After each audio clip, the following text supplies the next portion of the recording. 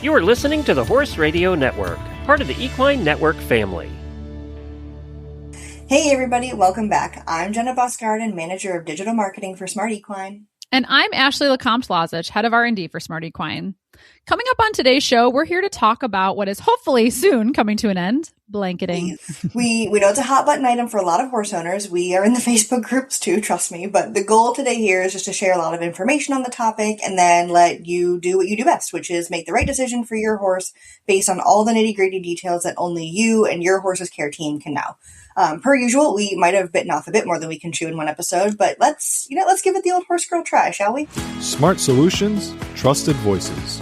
Your source for equine health and wellness. This is Horse HealthCast by Smart Equine. The discussions in this podcast are intended for educational and informational purposes and are not intended as veterinary advice. You should always consult with a licensed veterinarian or qualified equine health professional before making changes to your horse's diet or care plan. Hosts and guests cannot guarantee the reliability, accuracy, or completeness of the information shared, and as such, these discussions are not a substitute for veterinarian or professional guidance, and any actions you take are at your own risk. Products discussed on this podcast are not endorsed by Smart Equine and are not intended to treat, diagnose, or cure any medical issue. All right, let's get into it and start from the ground up, so to speak. Over the years, I feel like a lot of non-horse people have asked me the same question when we pass by horses turned out without blankets, which is, how are they comfortable? How don't they get cold? Aren't they freezing? And I mean, the answer is sometimes, but Ashlee, I feel like you probably have some good information on like when horses actually do get cold and how we know what their coat is doing or not doing for them. Sure. Yeah. So I know that this is such a strange concept, but there once was a time when horses were wild and lived outside. I know. Shudder the thought. And even there are still some wild horses in the United States that live outside in harsh conditions, on the West Plains of the country. And they somehow, some way they make it through. So yeah, of course, horses can get cold. There's so many different things that go into, how a horse keeps themselves warm. They were designed to be outside. That is how they were built. Mother Nature made them to be grazing animals that needed to be constantly eating, and therefore they were kind of always exposed to the elements. So their bodies and their coats were built to be very well equipped for cold weather.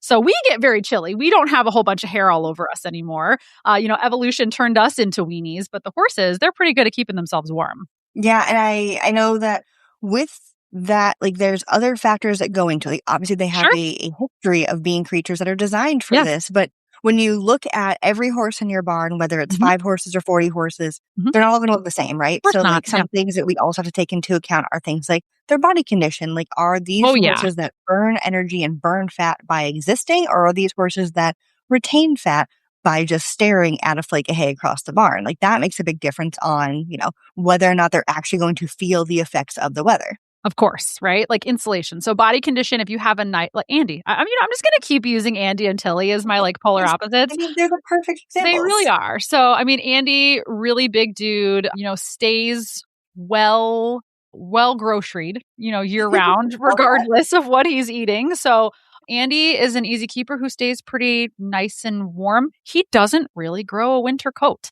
So you look at body condition. He's, I would say, always going to be on the upper side of the body condition score. Not obese, but certainly not average, right? So yeah, he's carrying around a little extra for sure.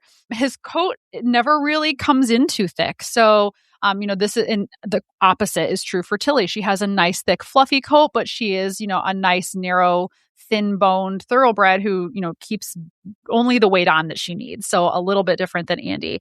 And then you're also going to look at so you have them, their body condition, what type of coat do they grow? And then you're also going to look at the circumstances that they live in. Do they have a 3-sided shed that they have access to all the time? What part of the country are you in and what type of precipitation are you getting? Are you typically going to be getting snow or are you getting like wet sleet? So it totally depends on what type of conditions they're subjected to, how well fed they are through there. We're going to use that because I don't want to give any of the horses body image issues. They're all perfect. No, they're perfect. I don't want to say anything mean. So we won't call them fat. We will just call them well fed. They are not, I think was a lovely well grocery. They're not, they haven't missed many meals. We'll put it like that. Yeah, they are provided for. Yeah, exactly. And then, access to shelter is a huge one. So if you have a horse that's predominantly in a stall or has a like a stall with a run in out where they can decide for themselves whether they're going outside or inside. Or if there are horses that live out on pasture, do they have a 3-sided shed that is a windbreak for them as well? So all of these things kind of come together to help you decide, how or if your horse should be blanketed. Yeah, and I know too, something that you said about like your location within the country or world is really important. And not only that, but like the recent timeline of that too, because I know that we've had horses come up from Florida who have never lived in New England before. And even if they are a nice, stout little quarter horse that grows a coat, they're still not used to it. They're still going to feel differently than, the thoroughbred who's been here for 15, 20 years, who's accustomed to the weather. So I think that's also something that I went to school out in South Dakota and rode on the equestrian team there. And so like those horses that were, born and bred there, no problem. Turn them out all day. They're totally fine. But the moment somebody would come into the team and bring her horse from the South, the East, the West, it was a totally different story for them, Right. even if they looked great. So I thought that was a really interesting thing too, that like the recent timeline of your horse's location makes Totally. sense too. Yeah, we actually have a horse that was due in February coming from New Mexico. And I don't know what life has been like on the East Coast for you, but Chicago saw like a polar vortex for like the last 2 weeks of January. And she called and was like, hey, I don't think that my mare is going to do very well coming from New Mexico to -30 wind chills. So we're going to hold off for a bit. And I was like, oh, that's probably pretty smart. So really thoughtful of her. I had not the considered. logistical decision to make. Yeah. Good for her making that choice. So, I mean, certainly consider, the way that your horse has been kept recently, like you just said. And, we've talked so much in the past about like how consistency and keeping your horse's daily regimen the same impacts their health and the reliability of, what's going on around them. So changing that obviously is a huge change to not just their physical system, but, can impact their mental health and change a lot of things. So certainly keep that in mind. Yeah, absolutely. Definitely worth keeping in mind at all times, but especially in the winter when you're making these choices. That's right. And so we know that horses may or may not get cold based on a lot of factors, which I think is going to be a common theme throughout this. But for horses who we think are cold, if we look at a horse and we're like, that one seems like it's cold, like what are you, as somebody who is very science driven and also has a barn of so many horses, like what are you looking for? Shivering. Shivering. I'm definitely looking for shivering. Okay, so let's say we have horses in stall. We also, at my barn, we also have horses that live out. And I would say that the majority of the horses that live outside do not get blanketed for many reasons. I think one, introducing something that could snag on anything for a horse that is not, you don't have hands on that horse every day. Like these pasture horses are out in the pasture. Sometimes you don't even see them for a couple days, right? So the less they can wear, the safer. So that's certainly one thing. But also they tend to grow really nice coats. The horses that live outside, like you're watching nature and do its thing, and they're building really nice coats. So sometimes after like a nice fluffy snow, you'll actually see them wearing snow coats. And it's so cute to look out there and like see all their backs covered in snow and it's not melting. So the first thing is you look for is, if it's been snowing, is I always look for the snow coats. If the naked horses have snow coats on their back, that's indicative of the heat being trapped and insulated their body. It's not being released. If you see that they didn't want it on them, if it was cold, if it was wet, they would shake it off. Totally. They would shake it off, but also if it starts to melt. So if you see horses with snow coats that are melting, that's typically indicative of heat is releasing through their winter coat and it's melting the snow above them. So that's certainly something to look for. And there's nothing worse than a wet cold horse. Like cold itself, okay. Wet and cold, very bad. So the first thing you look for, I mean, like visibly, that I couldn't see a horse shivering from, a couple 100 yards away, but I certainly can see them wearing snow coats. So if I see their backs covered in snow, typically everything is okay. And then as you get a little bit closer, I'm always going to start just to see if they're shivering, if they look pretty content. You can even like shove your hand like under their chest and I mean, it feels nice and toasty under there. So yeah, those are two signs that you can see with your naked eye that'll tell you if they're having a hard time or not. Yeah. And those are like really good immediate, like, in that exact moment, this horse is cold. And I know something that we watched with my gelding as he got older over the winters was if he was losing weight. He never did. He and I are both built very thick, good for us. But the just knowing that if he was inside, which he did, he lived in, so you have a horse and getting older, has any concerns like that, I ran my hand over that horse every day that I was out there. And I know my friends and my bar manager did the same thing, just to make sure that if you felt more ribs than usual, if the hip was pointier than it was supposed to be, all of those signs that you're used to looking for in a thin horse, but just keeping an extra eye and an extra hand through a fluffy coat to make sure. Totally. Yep. Yep. Absolutely. Put hands on your horse every day, like, or as often as you can. Yeah. That's certainly. Yeah. And if you can't and you have a barn friend, I know that friends and I would swap off and be like, hey, can you check mine Thursday, Friday? I got something to do, but I'll be out there Saturday, Sunday if you want me to check yours. So that was always a really good, just like community swap off too, whenever we could. Yeah. I do the same thing. Go out every day in the freezing cold. Yeah. But if you can and you want to, power to you. If you don't and you don't want to, you're fair, find a friend. Yep. Love that. Love that. Yeah. And I think a big part of that too is this isn't like a when you're cold, they're cold situation. Oh, this is not that. So well, I'm cold right now. I'm cold right now. Right, it's like 57 degrees outside. So in my own home, I'm a little chilly. Right. So I'm not going to go put a blanket on a horse just because of that. So I think that's also something that we have to keep in mind, where sometimes we overthink it a little bit, where if I'm shivering, that's a bad thing. But if he's not, he's fine. But there's something with their coat, right? Like there's a term for it. You said it earlier before we started talking about this, for what the actual science behind their coat fluffing up and keeping heated. Yeah. I mean, we do it too. It's pretty crazy. So piloerection, like when someone says like, oh, the hairs on the back of my neck are standing up. So like the tiny little muscles around all of the little hair follicles constrict and it makes the hairs stick straight up. And that allows the horse's coat, it's nice and thick. That's great. And now that piloerection has allowed there to be some lift in the hair so that there's like a layer of retained heat around, like close to their skin. And then their hair creates almost like a little barrier for them. And then, there's oils from their skin that help to kind of, for lack of a better term, like weatherproof it a little bit. So nature did make them a really great tool for keeping themselves warm in most conditions. So that piloerection allows them to basically create like a nice, fluffy, cushy, warm layer of air that stays really close to their skin. That's why I mentioned if you see the snow blanket melting or the snow coat melting off their back, they're releasing heat that should be still trapped. So that's how you know that something has kind of gone wrong there. That's cool. So when you go and you put your hand on your horse and he's super fluffy and your hand sinks in, the coat's working. The coat's doing its exact job. That's right. The coat's working. Your hand should sink in. It should disappear a little bit. That's right. That's so cool.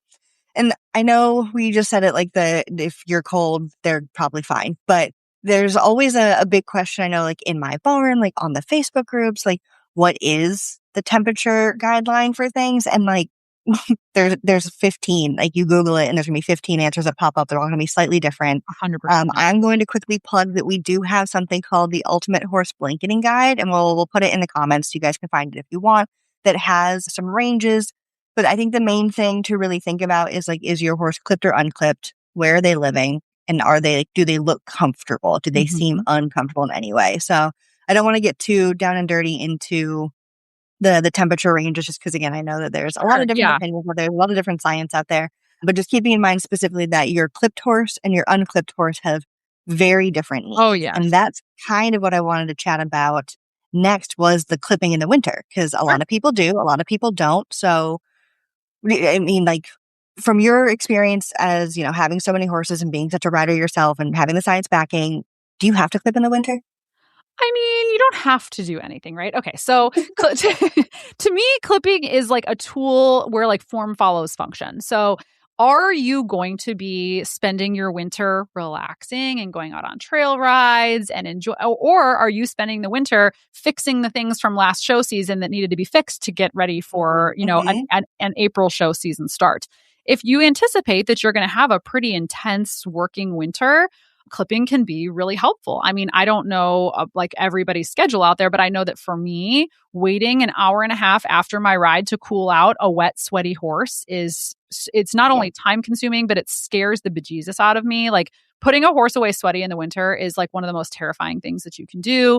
And I get super neurotic about that. So in scenarios where I'm showing or have expectations of having a really hard working winter, I typically do like a trace clip or, remove the hair around all of their vital organs and bellies so that heat can dissipate a little bit faster. I typically wouldn't do a full clip until like the springtime when they're starting to blow coats anyways and it's warmer outside. But yeah, remember that piloerection, you are taking it away when you clip the hair down to the skin. So you have to replace that somehow. So if your horse is clipped in some way, you certainly are removing their ability to keep themselves warm, and you do have to replace that. It's also worth noting that even on horses that are not clipped, if you put a blanket on top of them, the weight of that blanket can dampen down the thickness of their coat, and it can actually make them colder.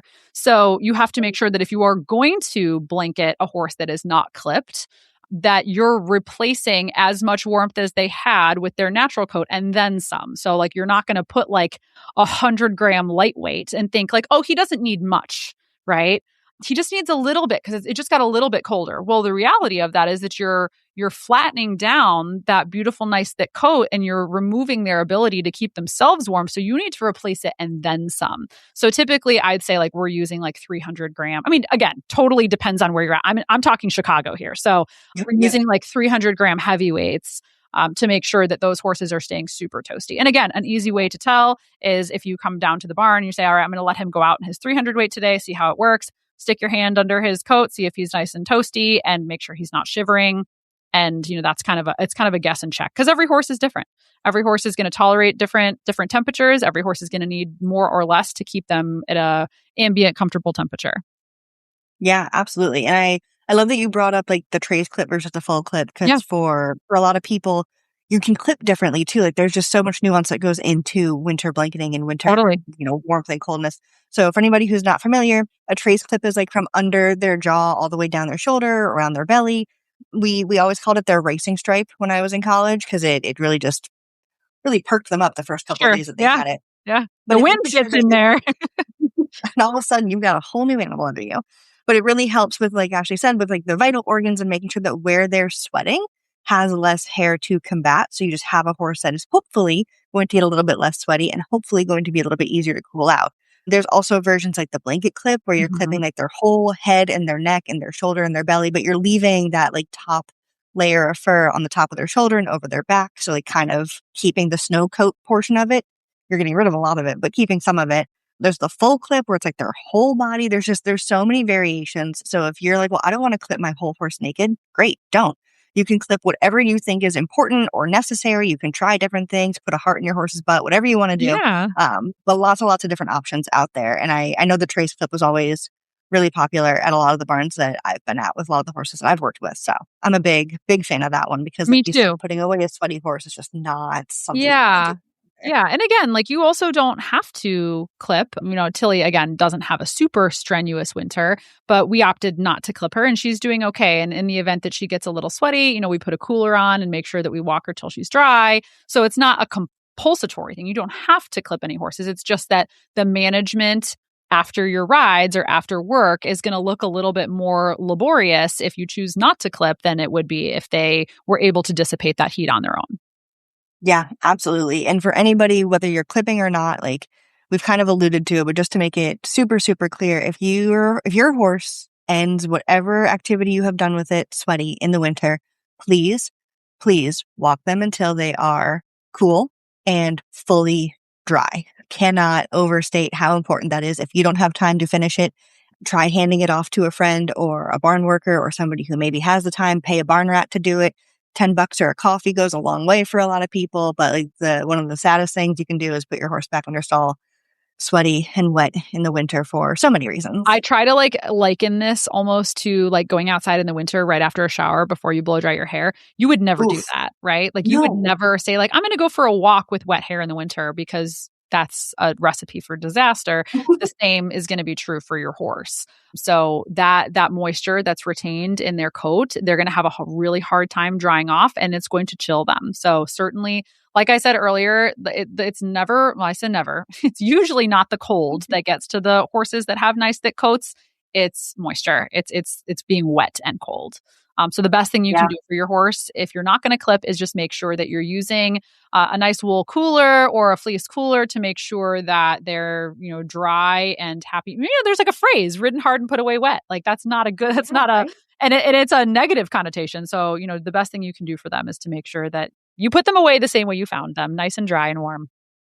Yeah, absolutely. And with that too, like I know we kind of cheated the system a little bit sometimes at my barn where we would, walk them until they're cool and dry. But if we just weren't 100%, but we had to go, there was nobody else to do it, we would start with a lighter blanket than what we would normally start with. So we would keep that on them for an hour or two. And then when somebody came back for night feed or for night check, we would ask, hey, can you put on their heavier or swap it for a heavier? And I don't know that that's like necessarily the route you want to go all the time, but for adult amies who have to work or for parents or for people who have to get their kids home for whatever reason, I know that you can't always spend the full hour and a half to 4 hours of cool out. So if that's another version of just making sure that they're fully dry, yes, that's great. And that's a starting point at least. And, layering up as you go throughout the night. I totally agree. And I think that's part of why blankets can be so tricky for people because there's so many options of layering and weights and things like that. So something really quick to touch on too is like you kind of mentioned it, like grams of fill, right? Which is really just how thick and how heavy this blanket is. It's stuffing for the blanket. If you hold a heavyweight blanket, you're going to feel that is a significantly heavier blanket physically than a lightweight turnout or even a sheet. So just as like a quick rundown for anybody who's less familiar or hasn't blanketed their horse a whole bunch, 0 to 100 grams of fill is usually considered a sheet or a lightweight blanket because there's never anything that's like that straightforward. We have to give things multiple names. But 0 to 100 can either be a sheet or a lightweight. Most common, you're going to see like the 150 to 250 grams of fill, which is a medium weight blanket. And then the big heavy hitters are, 300 plus grams of fill. I think there's a Rambo that's like all the way up to 450 or maybe even 500 grams of fill. Like you can get some really heavy duty, sturdy blankets. But for anybody who is thinking about shopping for a blanket for the first time, the really big thing I want to note that we can say pretty clearly is make sure that it is a turnout and not a staple. Like we've all made that mistake, I'm sure. All do. Every retailer, like we'll name things differently. We'll put out different colors. We'll give you different assets or different features and benefits. But one thing we all do very clearly is we will label what is a stable blanket and what is a turnout blanket. So make sure if your horse is spending any time in the great outdoors, it is labeled as a turnout blanket for the weatherproofing and the waterproofing. Because like Ashlee has said, like I've reiterated, nothing sadder or scarier than a wet, cold horse in the winter. And the first starting point with that is a wet horse. Yeah, I couldn't agree more. And you want to make sure, turnout blankets are made with more durable stitching and more durable material. So the last thing you want is to have snags and rips and tears in a nice expensive blanket that you purchased, just letting more moisture and cold air underneath it. So, for the durability of the blanket and also for the comfort of the horse, it's very important that you choose the correct product for the situation that your horse is going to be in. Yeah, and as far as durability goes, that's a great one because you're going to see on a lot of, product pages when you're browsing websites, a denier, which is essentially just the toughness of your blanket. So the bigger the number, the better the toughness. You definitely want to look for things that say like ballistic nylon and great fun words like that because they really do mean something. But I would be remiss if I did not shout out the fact that we do have our Smart Equine Ultimate turnouts, which we had a great conversation with Meg back in the end of 2025, I think, about how these got fully upgraded and updated. And these Ultimate turnouts have a warranty on them for a couple of years too. So it's like the 10-year indestructible guarantee. And so if you're looking for something that's going to wear and last, that's one that a lot of horses I know and my own horse has worn over the years. So that's always a great one too. If you can find anything that has a warranty on it, blankets aren't cheap. So whatever you can do to make that a little bit more feasible is always worthwhile. So then the other thing to think about too is like there's all these weights, there's all these different things that you can do. And you don't have to just put one blanket on your horse. And this sounds kind of insane for anybody who doesn't do it probably, but you can layer them. You can put a sheet, or there's some blankets out there that are, called thin sillet blankets because they have a lot of thickness to them, but they're still very lightweight in comparison. And you can layer those as you need to throughout the day. So I know for my horse, for a lot of horses at my barn, we would have one blanket that was really typically supposed to be a stable blanket or a stable sheet that we would put underneath a turnout. So that would just kind of keep the warmth on them for a lot of the day, because when we would bring them in from outside, you have to take the turnout sheet off. And if that, or the turnout blanket off, and if that comes off and all of a sudden they have a cold blanket on them for the stable and the stall, that always felt bad to me personally. And maybe they were fine with it, but I always didn't like it. So there were times where I would put my horse out in like a medium weight stable blanket with a turnout sheet over top of him to protect it. So that way he was kind of getting the best of both worlds. And then when it got really, really cold, we could take that medium weight stable blanket and then layer a medium or even a heavyweight turnout blanket over it. It sounds maybe crazy to some of you. Maybe this is a very hunter jumper thing to do, but it definitely gave me a lot of peace of mind and gave us a lot of flexibility in how much weight and how much warmth I wanted to put on my horse at any given moment, depending on where he was. Yeah, I don't think that sounds crazy. I mean, you think about dressing yourself for the day. And Yeah. I mean, I'm looking at our house in Tampa, and the overnight low for next Tuesday is 36, and the high for Okay. the following day is 72. So let's say, Oh, like, yeah. that's a big, I mean, Range. that's a huge range. So, and in Florida, the horses are typically going out at night, or at least when I have Andy in Florida, he goes out at night. So when they get turned out at, say, 3 p.m., the situation that they're in is going to be very different than what it's going to be at 3 a.m., right? So I think the Yeah. idea of layering is brilliant, because you don't have, like, imagine if you wear a gigantic winter coat and underneath you have a t-shirt, and then it's like warm enough that you're sweating, but not warm enough that you're cool in the t-shirt. So you take off your coat, now you're freezing, and you have nothing in between. I think it's a great idea to do the layers, because not only do you have the ability to do what you just said and, have a stable blanket underneath that you can just take off your turnout blanket over it, but you also can you can blanket them in smaller increments. You're talking, you just said 0 to 100, 150 to 250, 300. Well, now Yeah. you're able to kind of Tetris your way to the perfect blanket by using a couple different ones. I think that's really smart. Thank you. And it also makes me feel better about the amount of coats that I keep in the back of my Yes, car. that's it. That's right. Yes, it's just because we want to make sure we are prepared. That's why we All the carry 5 different jackets with us in the barn car. That's right. And I like. No, I totally agree. I think that's a really wise choice. Thanks. I feel a lot better about what I've been doing. So I appreciate that. Of course. And something that we've said a lot throughout this, but that like really just can't be overstated, especially for blanketing, is that like it's a very personal choice for your horse. Yes, for you, but mostly for your horse. And like if you're like Ashlee and you have 2 horses who are very different, just because you like putting a medium on Andy doesn't mean that you can do the same thing for Tilly. So I think that's something that's like really, really important to keep in mind, is that every horse truly is so individual and so unique that you do need to treat them as such, even if it makes it a little bit more obnoxious or difficult or challenging throughout the winter to do so.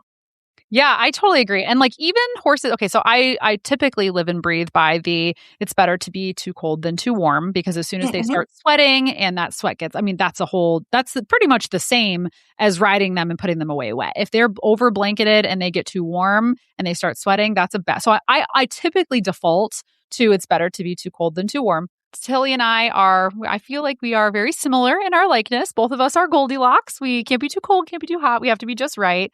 And I think that is just so interesting, because I would never make those choices for Andy. And I think it is so cool to see that 60 horses can live in one barn, and that all of them are subjected to the exact same air temperature in the exact same situation. And they are all having different experiences based on their body condition score, based on how much forage they have in front of them, et cetera. So making sure that you're trying to customize your horse's experience to directly what they need is going to be very, very helpful. Yeah, and I think there's something to be said too for not letting like the comparison culture get in the way, because if you go out and your horse has a medium weight blanket on and they look perfectly content in their stall, but your neighbor, your horse's neighbor, is all the way done up with like a whole turtleneck situation and he looks cozy as well, like that's okay. Mhm. Just like me and my husband are never at the same temperature at the same time, your horse and their stablemates are also not going to be at the same temperature at the same time. So don't let yourself get in your head about that. You know your horse best.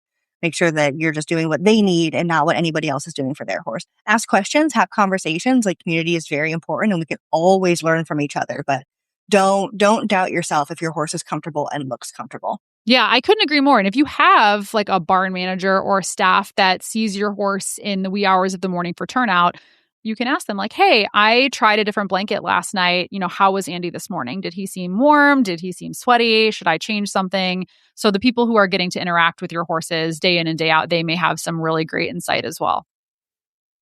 Yeah, I think that's always worth touching base with. Like you might think that you're out there all the time, but those are the people who are out there truly all the time and can give you even more insights if you have a minute to ask them. Maybe don't ask them like in the middle of doing, turn in, but find a time when they maybe seem like they have a moment to answer your questions. That's always worth That's it. right. And also, like you kind of said, like you just said, changing your blanket, did that work or not?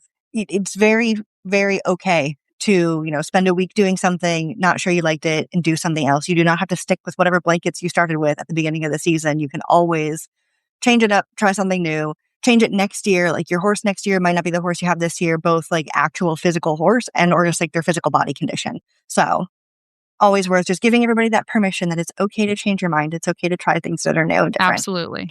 The one thing that is not a personal choice, though, is the way you clip your blankets. So just my little soapbox for the day is if you have a blanket that clips in the front or has like the little like lobster claw clips anywhere on the blanket, please make sure that it faces inwards towards your horse. Anybody who already knows this, feel free to roll your eyes at me, but it's still worth saying. For anybody who doesn't know, facing them in towards your horse's body versus out towards their stall or towards their pasture, it just makes it so that they can't get caught on things. So they're less likely to get caught on things if the clip is facing inward. If it's facing outward, think about it. If your horse pushes up against their water bucket, against the latch on their gate, against a tree branch or a piece of fencing that's sticking out weird, your horse is now stuck and trapped. And we all know that horses are super rational when stuck and trapped and always consider who's paying the vet bills in those cases, right? That just made my neck hairs piloerect. Like, I'm not kidding. You telling me, I'm like envisioning my horse's blanket getting stuck on a water bucket outside and then him taking the whole fence down.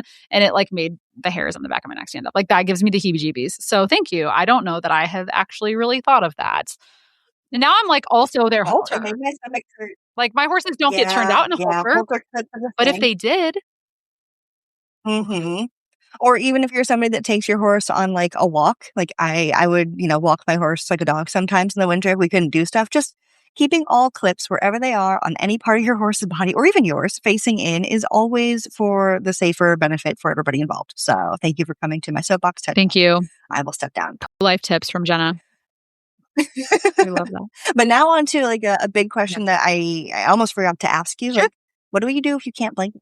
Like, what if you just can't blanket for whatever the reason is? Like, what are other ways besides a blanket we can keep our horses warm? Are there ways? Yeah, of course. I mean, obviously, the best thing you could do if you can't blanket is don't clip your horse and then keep so much hay in front of them. Like, give the best thing you can. And listen, hold on. I'm actually going to change. I think the best thing you can do for a horse in the winter, whether they are clipped, unclipped, blanketed, or unblanketed, is to provide them free choice access to hay the best that you can. If it can't be free choice, then just make sure it's adequate when they do get it. If they get breakfast, lunch, and dinner, make sure there's a ton in there. You can always provide it in like hay nets to try to, stretch it out a little bit. If they are a chunky boy, if they are well groceried and they don't need as much hay, then you can put it into a hay net to keep it longer so that they're constantly eating. So, horses are high gut fermenters. Yeah, quick plug for the Smart Equine slow. That's right. Because those things work so well and last so long. So yeah, big shout out to those for my well groceried horse. I love it. Yeah, a hay net always helps. But I mean, the science behind this is that horses are high gut fermenters. So the microbiome and the gut bugs that we'll call them in their hindgut, in their cecum, are fermenting this long stem forage. And that is an exothermic reaction. I know we've talked about this before. It's releasing heat into their body. So them eating is keeping them warm. That is such an essential piece of this. And when we talk about horses that are like living out in the wilderness with their beautiful snow coats and their piloerected hair, they're eating whatever forage they can find. They are eating. So making sure that your horse is, like, I think I've said it in other podcasts or other episodes rather, this is not the time to restrict hay. So if your horse is a little pudgy, like this is not the time. There is no Weight Watchers in the winter time when you're trying to keep your horse warm. So thank you for coming to my TED Talk on long stem forage in the winter. You can't possibly. Very worthwhile. You can't possibly feed your horse too much hay in the winter, especially if you have him outside or he is, braving harsh conditions. That's the best thing you can possibly do for him. I love that. So blanketed or not blanketed, clipped or not clipped, the best thing you can do, forage. But also, if they're not blanketed, oh, please, then please definitely make sure. forage. Yes. I mean, that's so like the way we do it outside is for our horses that live out, we have like hay huts with round bales and we replenish those round bales whenever they need to be replenished. So there is no. Can you describe the hay hut? Yeah, Please? we actually, I'm sure you've seen like the green plastic, like hay feeders that have like little holes in them, or maybe you haven't. Okay. So those are like the typical hay feeders. We built our own. They have like a little hat on them. Like it looks like a well, like what you would imagine a well with like a little bucket that gets wheeled down, but the round bale sits in the middle and it's open all around with like a roof on top of it. So it keeps the round bale dry. There's some figure, and I don't know the exact number, but I want to say that like using a feeder instead of having a round bale just sitting there helps reduce up to like 50% waste. So when you have a round bale, wow. I know that's a lot. And when you're talking the price of hay these days, like that's you can't negotiate there. So our horses that live out, they eat round bales and they live in a hay feeder so that the horses are not like getting so close to the round bale that they end up stepping on it. And that hay turns into, organic matter that's shoved into the dirt. Exactly, mud. So yeah, the round bale feeders are fantastic and our horses have access to those all day. And then whenever they get low, we replace them and we put new ones out there. So there is no rationing of hay in the wintertime. And then hopefully around now or pretty soon, the beautiful lush green grass starts to come in and the round bales become a thing of the winter. But until then, I know, right? Crossing my fingers. But until then, we're making sure that even there is some grass out there. It doesn't look happy. So we're making sure that we supplement everybody with as much hay as they need. And I'm envisioning this where like it's truly like a roof structure. The horses are going under it too, right? Not really. It mostly just covers the round bale itself. Like maybe their head. Maybe their heads are under it. Like they're like, yeah, yes. Their ears. That's right. Yeah, their ears are under there. That's about it. I love the idea of protecting all that hay though, because like you said, the price is no joke. And there's nothing more disheartening than coming into a paddock or a pasture or a stall and seeing that all the beautiful hay that you provided has a fresh pile of Yep, the back. That's right. That's on right. top of it. Like, guys, can you please not literally poop on the exact life-sustaining sustenance that I'm telling you. So the hay hut thing is fantastic. And the thing to consider is, let's say that you don't have an unlimited wallet share to be buying a ton of hay all the time. I understand. I hear you. This is an expensive sport and we're trying to do the best that we can. In that vein, the best thing you can do is protect your hay and conserve it the best that you can. So putting it in a feeder or a hay bag or preventing the horse from stepping on it or like you just said, pooping on it, like the best thing that you can do. Make sure that every ounce of hay that you have paid for is going into that horse. That is, conserving it. I feel like it's a similar thought to when you buy a heavyweight turnout. Like it's going to feel expensive at the beginning, but it's going to last. And it's going to provide a long-term benefit, not just a 1 season or 1 month even benefit. So it not a small price point, but a very worthwhile one for those who can either, make that work or start saving up or go in on it together, whatever it may be. So love that idea.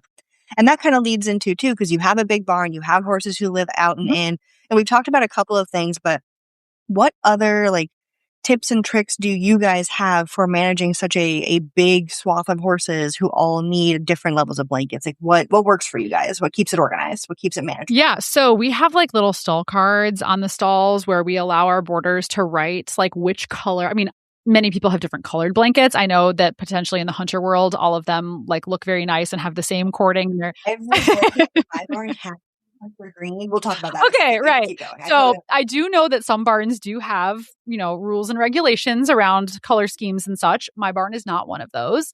So Andy's blankets are all different colors. His heavyweight is navy blue. His medium weight is purple. And then his turnout sheet is black. So I could write on his stall card.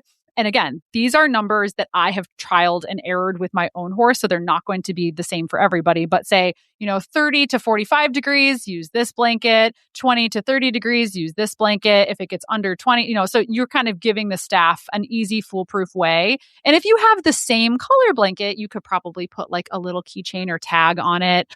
I was gonna say, and we used to carry those too. They're the round brass nameplates, but I used those on every single one of my hunter green blankets, where it would say my horse's name, Hershey, on one side, so it was very obvious.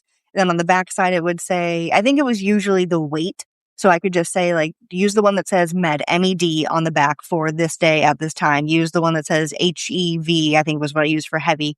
But like keeping it really, really straightforward, really easy for everybody as much as possible. Because you're not always the one making, oh my God, you guys can't see it, but Ashlee is literally holding It up just has my name on it. I just bought myself a whatever you keychain. can do to make it identifiable for you or for your barn staff or anybody like that. Because I know there are times too where horses get really enthusiastic about my least favorite game in the world, blanket. Oh, yes. And sometimes they leave it in the pasture. And if your entire barn has navy or hunter or burgundy or black or whatever your assigned hunter color is, really hard to tell. So those brass name tags have really been a lifesaver for me in a lot of different ways. Yeah, I love them. Like literally, I'm holding one. The viewers can't see it or listeners can't see it. I'm holding one in my hand that just has my name on it. And I have a bunch of them. And I just put them on random things that otherwise, like 3-stitch leather halters that don't have Andy's nameplate on it. Like, how else are you going to know? So I just stick my little name tags everywhere. And they look pretty because they're made of like brass. They're not like paper or masking tape. They look really nice. So, and the paper ones will work. They will. Anybody They will. Use those, but keep in mind they will only work for so long until they get wet. Right. That's right. There's always that to consider. But yeah, I love the idea of the blanket chart on the stalls, the name tags. Some people get the straps on their blankets embroidered. So it'll say like on the belly strap, your horse's name or the weight or your name or whatever it needs to be. But lots of different options for like identifying and making that kind of thing easy for sure. And do you guys have like a consistent time of day? Like, is there an 8 a.m. blanket change, a 9 p.m. blanket change, or how does that work for you guys with so many horses? Yeah. So typically what we're doing is as horses get turned out at depending on when the sun is coming up and down, but let's just say it's, 6:30, 7 o'clock in the morning right now. They're going out, they're in their stable blankets or stable sheets, and then they have their turnouts that they go out in the morning. If it gets really warm during the day, which we've kind of seen it happen, like yesterday it got up to like 62 or 63. Right. I mean, it was, jealous. It was lovely, but there were certainly some warm horses out there. So, peak day as things are starting to warm up, we'd go out, over lunch or whenever we're starting to get the real heat of the day and either swap them out in some cases. If it's that warm, take them off altogether. And then again, they come back in the evening. And this would be a scenario where at night check, when we come back through the barn at around 9 o'clock, if we're expecting another dip overnight, the barn is heated, so it's typically pretty toasty and they all do okay in just a stable sheet. But in the event that they need something heavier, we would typically do that during night check. So there's, 3 or so or more opportunities in the day for us to be able to adjust what they're wearing to make sure that they feel like Goldilocks and they're not too hot and they're not too cold. Just right. That's right. I know for the big hunter jumper barn that I was at for so long, it was a similar process. And for me, like keeping my horse at this nice barn in my 20s was a little bit outside of my financial range, but I was able to make that work by being, the barn rat on Saturdays, Sundays, and at night in the winter, at night I was doing the late time feeding for a lot of horses, the last hay throw, but in the winter I would do the last hay and I would do the blanket check. So it's like, between 9 and 10, I'd go out, I'd swap out blankets as needed. And most of the time it was pretty straightforward. People would, text me notes or the barn manager would leave me a list of who needed what swapped out. After a while, you just kind of get to know them too. So you can swap out what you know and what you see fit. But there was always one horse. God, I loved him. He was beautiful. Just this big, black, friendly creature, big white stripe, just so striking to look at. And he was so personable. And he was the first horse you saw when you walked in. And he was so freaking funny because his person kind of operated under the, if you're cold, they're cold.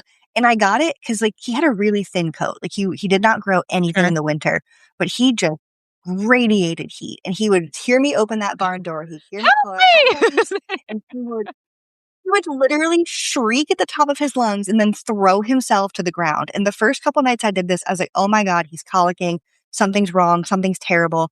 And each night I would simply unblanket him and he would do this big, beautiful, deep breath, give a whole shake. And then I would wait until I did all the other 20, 30 horses that we had there at the time, come back and put whatever the next layer down was. Yeah. And he was great overnight. And I just thought he was the funniest. They're not all going to be that expressive about their needs. But he sticks with me and I think of him all the time in the winter. And I hope that if he's, still at that barn or if he's at a different barn now, that he is still expressing his needs loudly and clearly like that. Well, I'll tell you what, Jenna, I so appreciate you and all the other barn staff that are doing the late night checks and get to know these horses sometimes in some cases better than their owners even know them. So shout out to you for going and doing blanket changes the night. Shout out to my staff And my incredible barn manager, Damien, certainly knows, I'm sure, Andy's tendencies better than I do because he gets to see him all day long. So like we said earlier in the podcast, lean into your staff because they get to see 24 hours of your horses where, we're seeing maybe 1 or 2 hours a day. So, your people will certainly be able to help you in many cases as well. Yeah, and as previous barn staff, if there's one thing I can just maybe suggest to anybody who is having staff do blanket changes, if you know or suspect, or if it has been communicated to you that your horse has the tendency to try to take a chunk out of people who are changing their blankets, a gift card for coffee has never once gone in it. So just throwing that one out there, because there was more than one horse who had to be tied or haltered or would have to just have their head secured away from me in some way. And it's never a problem. Like, horses are going to express what they're going to express. I totally get that they're nervous about the static shock, or they just didn't want to be messed with, or they were itchy or tickly. I totally get it. But yeah, every now and then when somebody be like, hey, I know that, my horse is not the easiest, like, please grab yourself a coffee. Thanks. Like, it always made it just extra appreciated. And I was a little less reluctant to go in and do that battle every night, knowing that I had a coffee waiting for me the next day. Bless you, you sweet angel, and all other blanketers of biters. Yeah, Ugh. out there fighting the good fight, fighting guys. the good fight, doing God's work. I really do. And so, okay, we've talked a lot about a lot of blanketing things, and I think maybe just kind of going over some of the common things that we've talked about too is going to be a great way to start to wrap this up. Otherwise, we're just going to keep yapping as friends do. But I know the two things that I want to think about the most is kind of like what I said for that black horse. Like, try not to over blanket if you can. It's not if you're cold, they're cold. It's very much dependent on their situation, their body type, their whole life condition. So taking all of that into account, making sure that you are really thinking about your horse's like unique situation and unique needs. And then if you're not sure, you'd said this before, Ashlee, but just checking under the blanket, just a little hand between their chests, between their front legs, like that makes such a big difference. Just if they feel a little cool, they're probably good. And if they feel a bit warm, maybe that's not so good. So using that little kind of guess and check temperature method has very rarely done me wrong. And I'm glad you brought that up earlier. Yeah, I that's like my go-to is like, and sometimes if someone has to leave a little bit early after a ride and then we're not really sure, hey, could you just like run by Tig's stall and just like stick a hand under there before you leave tonight and just see how he feels? Sure, no problem. So like that easy telltale sign, check for shivering, put your hand under there, see how they feel. One that I have, and I know I said it earlier, leaving wet blankets on. It is not the cold, it's the wet. A wet, cold horse is the worst thing you could have. If their blanket gets wet, even if it is like a turnout blanket that was designed to be waterproof, we know that like stitching sometimes can change the waterproofing. And, if you had your blanket embroidered, that can change the waterproofing. So even if it's supposed to be waterproof, but for some reason it was not, and it is wet, take it off and change it. Hang it up, let it dry. Do not assume that it's going to work. It is not, and it's just going to keep them wet and cold. So definitely don't leave wet blankets on and don't put them back on until they're dry. And like I think you said earlier, one blanket may not cut it for the whole winter. You're going to have a lot of flux in the temperatures and the conditions, precipitation, wind. Things are going to shift. I mean, think about when we start winter in like November to when we peak in January, and then, March when we're having 60-degree days but 20-degree nights. You're going to probably have to have a few different blankets in your lineup. If you're going to blanket, of course, you're going to have a few different blankets in your lineup and make sure that you're choosing the right one for the condition that your horse is subject to. Yeah. And then the final takeaway that I will leave you with, and I'm sure you will agree with, is forage. Oh, yeah. Forage first. Forage all, of course. Forage as much as possible. Like, if there's anything we can leave you with besides, blanketing is an individual sport, good luck. It is, please feed as much forage, high quality forage as you possibly can. I feel like we could probably open every topic of the podcast by saying that. Like every episode, regardless of what the topic is like, okay, hi guys, welcome back to the pod. It's Jenna and Ashlee. Don't forget, forage first. Like, that is, I think that truly is like a cornerstone of all things. So whether it's nutrition, like we talked about last week, many of our episodes revolve around nutrition and a proper feeding program. Obviously, long-stem forage is important for that. Now we're talking about warmth and blanketing and surviving the winter. Long stem forage is important for that. We talk about physiological function and hindgut fermentation and colic risks. Long stem forage is important for that. So at the basis of all things is that these creatures were designed to be eating all the time. So the best thing that you can do for them in almost every facet is to make sure that you are mimicking their feed design the best that you can. Long stem forage. Absolutely. We're making t-shirts. This is also going into our imaginary merch line that doesn't exist. Forage first. I want a baseball cap that does that. Yeah, yours will be forage first. Mine will be treat your horse like an individual. Or if you're just starting out, you're still doing great. Right. But all these things are so very true. And I think that's a great place to wrap it up on, or to throw a blanket over. Oh. So we'll call it on that, guys. Love it. Thank you. Yeah, just came up with that myself. So stick around, and we're going to go through some giveaway stuff here in a second, and then we'll catch you later. Ready for our next giveaway? As of the start of this episode, Blanketing Made Better, we're giving away a new Smart Equine prize package. The winner will receive a $25 Smart Equine gift card, a Smart Equine travel blanket, and a Smart Equine thermos. You can enter to win by clicking or tapping on the link in the podcast description, which will take you directly to our giveaway form, or you can go to www.smartequine.com/podcast giveaway. This giveaway is going to be open all month long, so if you are listening to this at any point during March of 2026, be sure to get your entry in, and good luck. You can find links to today's products in the show notes on your podcast player or on our website at www.smartpakequine.com/blog. We are here twice a month on the 15th and the 30th, or the 28th sometimes. And in between, you can find us on Instagram and Facebook at Smart Equine, or shop online at smartequine.com. So until next time, stay smart, stay warm, and give your horse a cookie from us.